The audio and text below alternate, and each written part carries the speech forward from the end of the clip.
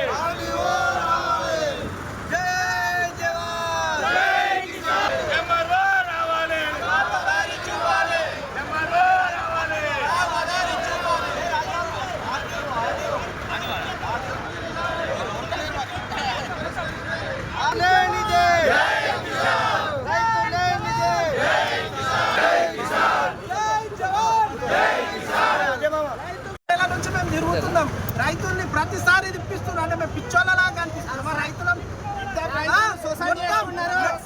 Develop కాకుండా చేస్తున్నారు.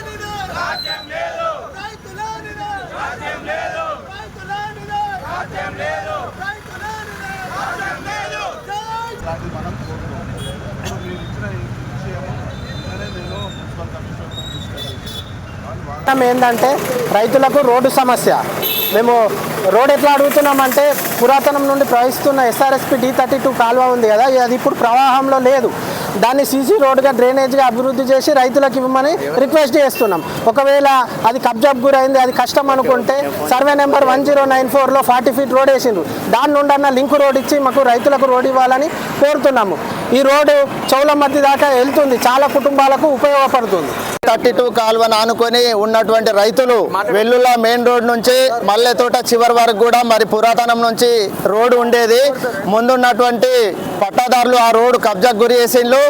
దయతో ముందున్న పెద్దలందరూ గ్రహించి వెనుక వరకు కూడా అంటే ఆ రోడ్డు మల్లెతోట నుంచి పడితే చెవుల మధ్య చివరి వరకు రోడ్డు ఉంటుంది. దాని అభివృద్ధి కోసం ముందటున్నటువంటి పట్టదారులు సహకరించాలి. ఎందుకంటే ఇద్దరు రైతులు చనిపోయినారు ఆర్థిక ఇబ్బందులతో. అది వాళ్ళ స్థిర ఆస్తి కాబట్టి వాళ్ళు గ్రహించాలి. ముందున్న వాళ్ళు ఆదుకోవాలి, పెద్ద మనసు చేసుకొని ఆ రోడ్డు పరిష్కారం కోసం ఆర్డీఓ గారు ఆలోచించాలి. కలెక్టర్ గారి దృష్టికి తీసుకెళ్ళి ఆ ముందున్న పట్టదారులను మెప్పించి రోడ్డు ఇప్పించాలని విన్నవించుకుంటున్నాం.